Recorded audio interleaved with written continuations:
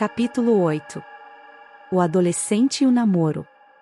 Na fase da adolescência, a atração sexual é portadora de alta carga de magnetismo. Surge, inesperadamente, a necessidade de intercâmbio afetivo que o jovem ainda não sabe definir. Os interesses infantis são superados e as aspirações acalentadas até então desaparecem, a fim de cederem lugar a outras motivações, normalmente através do relacionamento interpessoal. Os hormônios, amadurecendo e produzindo as alterações orgânicas, também trabalham no psiquismo, desenvolvendo aptidões e anseios que antes não existiam. Nesse momento, os adolescentes olham-se surpresos, observam as modificações externas e descobrem anseios a que não estavam acostumados. São tomados de constrangimento numa primeira fase, depois, de inquietação. Por fim, de certa audácia, iniciando-se as experiências dos namoros.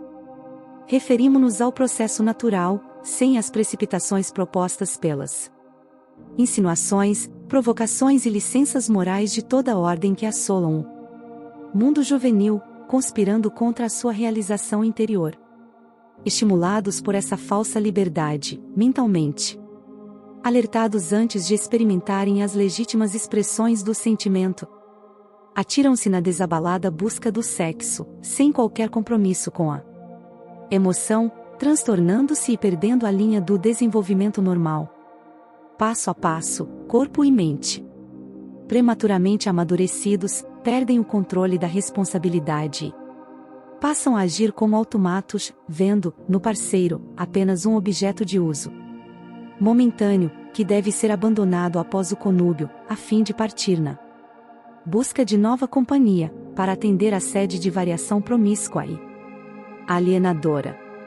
O namoro é uma necessidade psicológica, parte importante do desenvolvimento da personalidade e da aprendizagem afetiva dos jovens.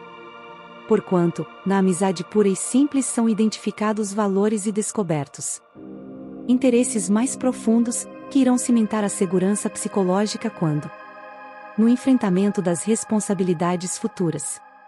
Trata-se de um período de aproximação pessoal, de intercâmbio emocional através de diálogos ricos de idealismos, de promessas que nem sempre se cumprem, mas que fazem parte do jogo afetivo, e sonhos, quando a beleza juvenil se inspira e produz. As artes, em geral, a literatura, a poesia, a estética descobriram na afetividade juvenil suas verdadeiras musas, que passaram a contribuir em favor do enriquecimento da vida, através das lentes róseas dos enamorados. Todo um mundo dourado e azul, trabalhado nas estrelas e no luar, no perfume das flores e nos favonios dos entardeceres, aparece quando os jovens se encontram e despertam intimamente para a afetividade.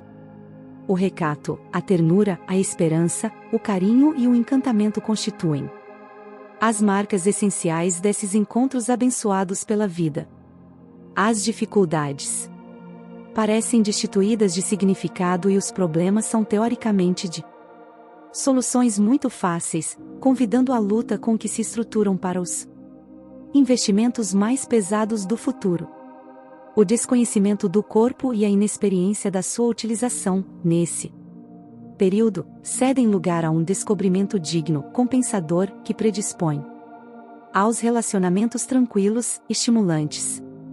Igualmente nesse curso do namoro se identificam as diferenças de interesse, de comportamento psicológico, de atração sexual e moral, cultural e afetiva.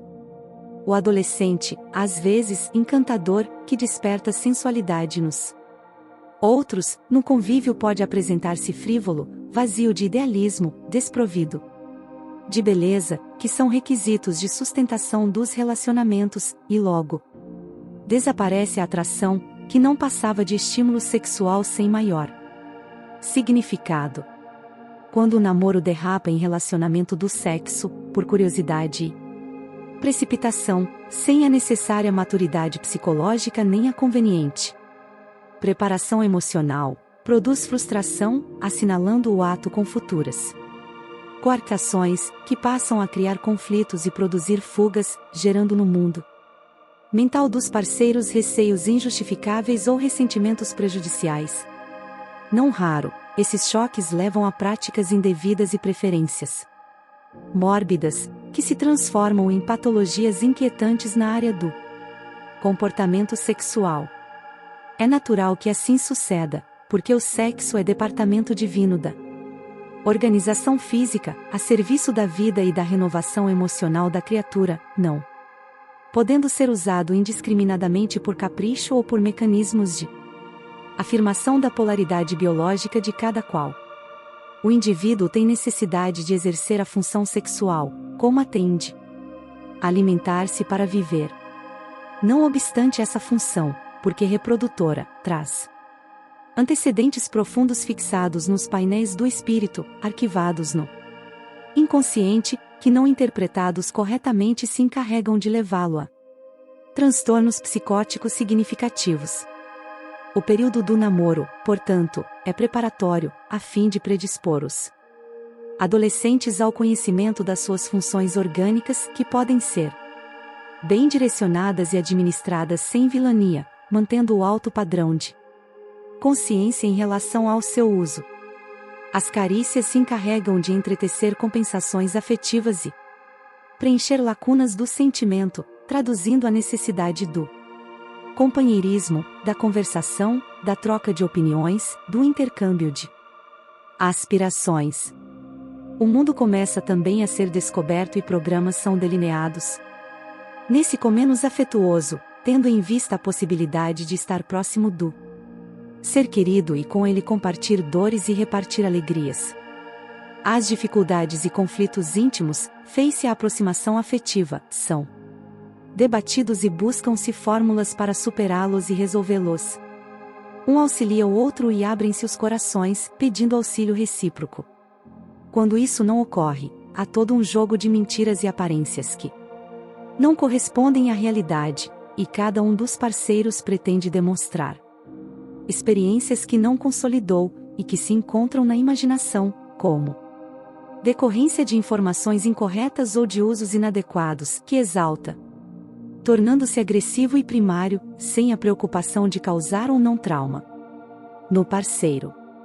Merece considerar, também, que nessa fase, o jovem desperta para as suas faculdades paranormais, suas inseguranças e ansiedades estão em desordem, propiciando, pela natural lei de causa e efeito, a aproximação de antigos comparsas, que procedem de reencarnações passadas e agora se acercam para darem prosseguimento a infelizes obsessões, particularmente na área sexual.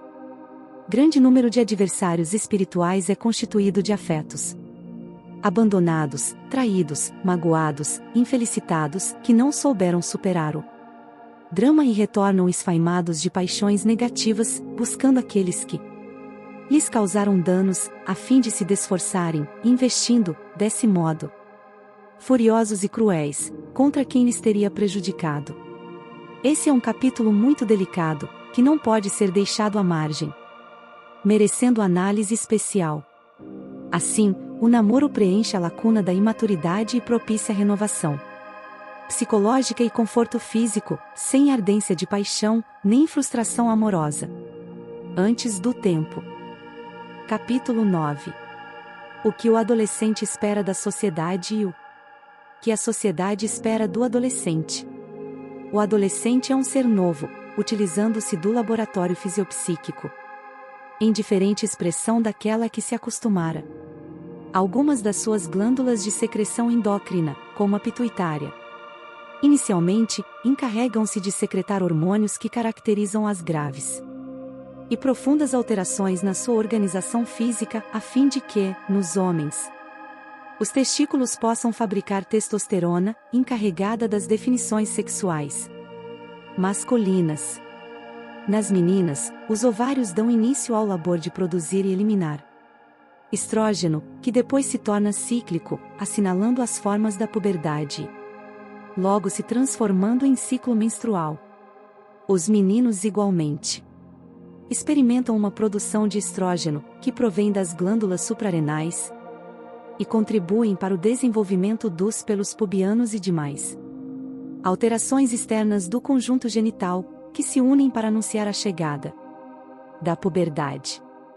Os hormônios do crescimento, secretados pela tireoide e pela pituitária no período da puberdade, passam por significativa transformação e respondem pelo alongamento e peso do corpo, também denominado estirão de crescimento, que dura em média 4 anos, e definem sua nova estrutura e forma. Esse período turbilhonado no jovem leva-o a verdadeiras crises existenciais de identidade, de contestação de valores, decorrentes das mudanças físicas, sexuais, psicológicas e cognitivas ao mesmo tempo.